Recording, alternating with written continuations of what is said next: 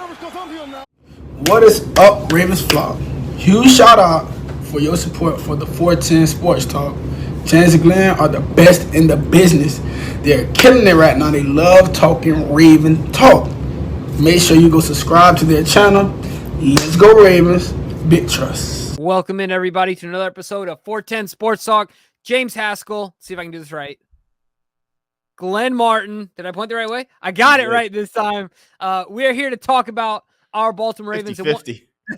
I got it. It's a 50-50 proposition. And one player in particular, and that is Hollywood Brown. Mm-hmm. Some new Hollywood Brown is in the news for an interesting reason, and we're here to talk about if it means something, if it means nothing. But before we do, take a second, hit the subscribe button, give us a like, turn your notifications, and that is the most impactful way you can support the show as you continue to watch, and of course to keep up to date with your Ravens news. But Glenn, let's break it down for the folks. What the heck is going on with Hollywood Brown? Why are we making this video?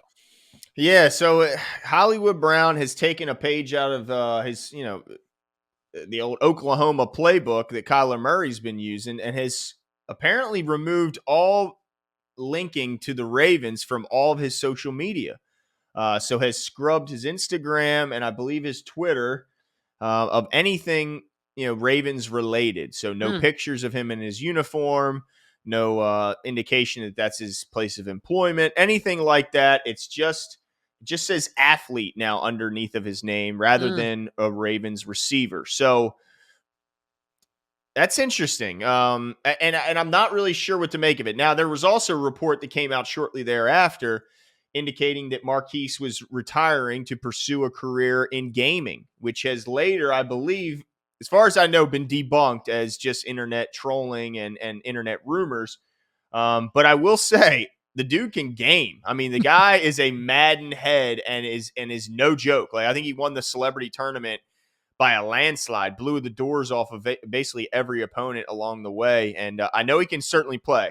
I don't think he's going to be giving up the cleats to go game, because that would be a substantial pay cut for him. Even as much as gaming is booming, they don't make what NFL players make. I can assure you that, especially successful ones like him. So I don't think that's the case. But Jimbo, what do you make of this? Yeah, it's a weird one, but I have a few ideas here. One of them is Eric DeCosta clearly defiantly said that they're picking up the 5th-year option, but didn't take that as an opportunity to talk about an extension. Mm-hmm. So what I think is happening is Hollywood Brown's agent has gone to the Ravens and said, "Hey, let's get an extension so we can, if you guys are looking to lower the cap hit or whatever, but I want my guy locked in for more than 1 year. Mm-hmm. He needs to be here for his quarterback, who's his best friend, this, that, and the other. Agent's doing his thing. He's got 1,000+ yards, blah, blah, blah, blah. Like, go down the list. And Eric DeCosta has decided to say, we're going to wait until further down the road. We're going to kick the can down the road to be TBD on one Marquise Brown and his contract. So maybe Eric isn't ready to go further than the 5th year. That's what I think is happening here. So what does that mean for the Ravens? Yeah, it's an interesting predicament. Honestly, I think it could be a matter of priorities. Like, I don't think it doesn't mean the Ravens don't want Marquise Brown. I think they do, and I think they want him long term. But, I think this is just me throwing out there. I think the Ravens really want to sign Lamar long term. They don't want this to wait with all these other guys getting the bag that Lamar's clearly better than. Mm-hmm. And so I wonder if Eric is telling Marquise's team, hey, we need to get Lamar signed first to know what we're up against before we know how much we can offer you. So you got to sit on the back burner till we get his contract situation figured out, because we got to figure that out first before we know how much we can offer you. And then, they're going back to Lamar and saying, Lamar, look, we want to get your boy locked up here long term. In order to do so, let's get your deal taken care of, right? I could see a little bit of that going on. But whatever the situation is, I think at the end of the day, the reason that this happened is because his agent is pushing for an extension. And one of two things happened. They didn't want to talk about the extension, or they gave him a really low ball offer. Mm-hmm. Yeah. I mean, could it be anything else?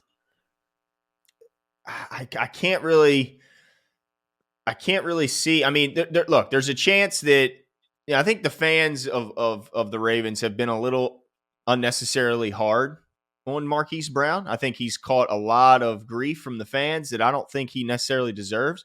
Not to say he's above criticism. No player is above criticism, and he certainly deserves some in the Detroit Lions game when he dropped those touchdown passes. But I don't think that he got the respect he's certainly earned. If you look at his career and how he's gotten better every season, he's improved his numbers every year.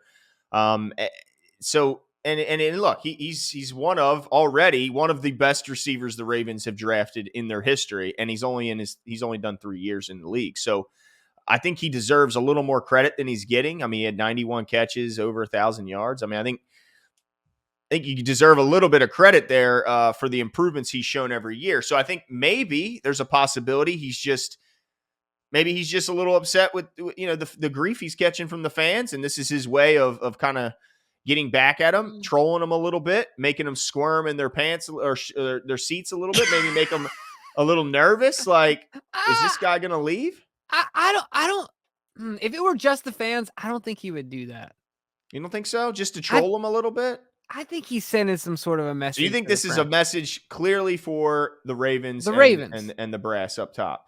Yeah, the only third option I thought of was it could be him like standing in solidarity with Lamar and maybe saying like, look, if you're not riding with Lamar for what he wants, then I'm not riding with you type thing. Like, now, Lamar hasn't done any of those things. No, Lamar hasn't and won't. That's not Lamar's style, at least I don't think. Yeah. But maybe But we didn't know that was Hollywood style either. Right. But certainly Lamar is 10 times more private than even one Hollywood Brown, right? So yeah, he's very private. Yeah, but at the end of the day, what I think it means is that there's a disagreement of some flavor type, between him and the Ravens. Whatever the exact specificities of that are, I'm not 100% sure. Obviously, money's involved. I think his pride is hurt. Now with this scrubbing of his social media, does this tell you that there's no avenue to reconciliation? Like, is this something that look, winning and money solve a lot of problems, right? Marquise Brown wants more money.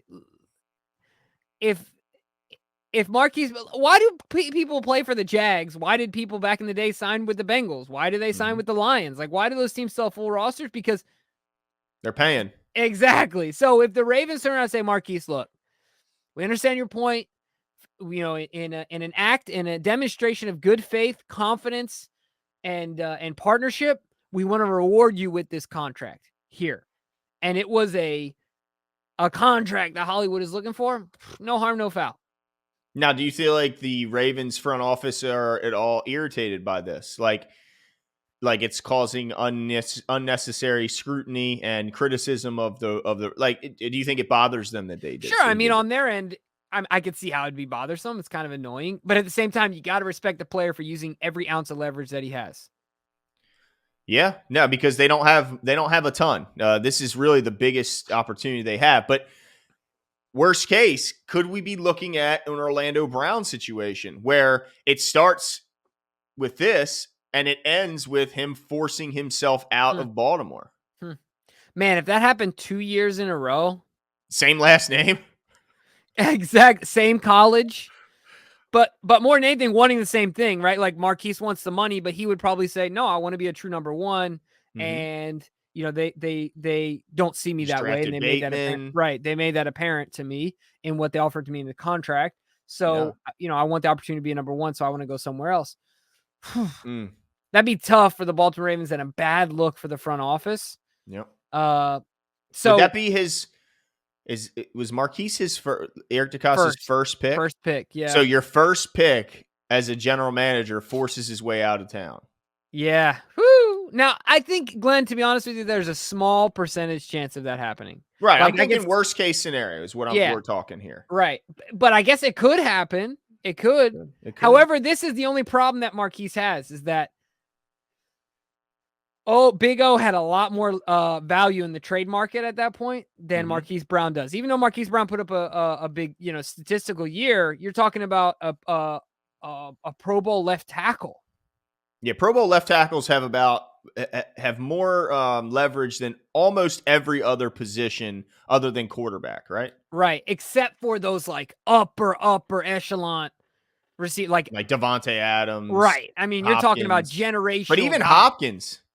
Yeah. I mean, look what Trent Williams got paid. Yeah. At 32 Bank. years old, dude. Coming off of some massive injuries. Yeah, and cancer. Yeah. So, I mean, I think that you're right. I think I tend to lean towards that this is just some sort of posturing from his side in efforts to try and get a bigger contract. But it does make me nervous that it could be more than that. And it could be something where, I worry that his close relationship with Lamar worries me more. If this was a player that didn't have the best, if his best friend wasn't the quarterback in our franchise, right. Maybe I'd feel a little bit better about it. But, if this was James Prochet or Devin Duvernay, I'd feel a little bit different. But the fact that it's Marquise has me more worried than if it was just, one of the other guys in the receiver room. So I'm concerned. I don't think he's ready to pull an Orlando Brown. I don't think he's ready to start whining publicly and get himself traded. But it's not a good step. It's not a step in the right direction. That's for sure. So how concerned are you? I guess what's your level of concern? I'm not concerned.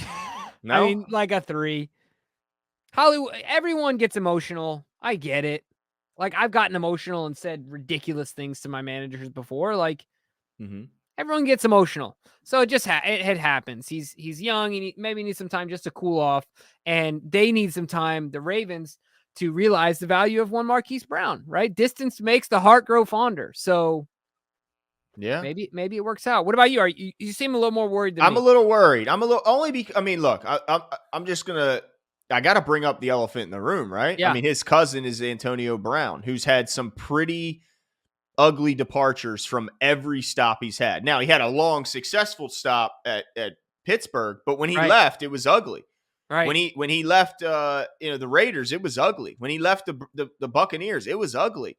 So I'm just concerned that when we see pictures, they obviously have a relationship. They hang out together, and it makes perfect sense for Marquise to ask his older, more successful, more tenured cousin, his opinion on things. And I just worry that he's getting steered in a direction that would really be detrimental for the Ravens. And it could also be detrimental for him in his career.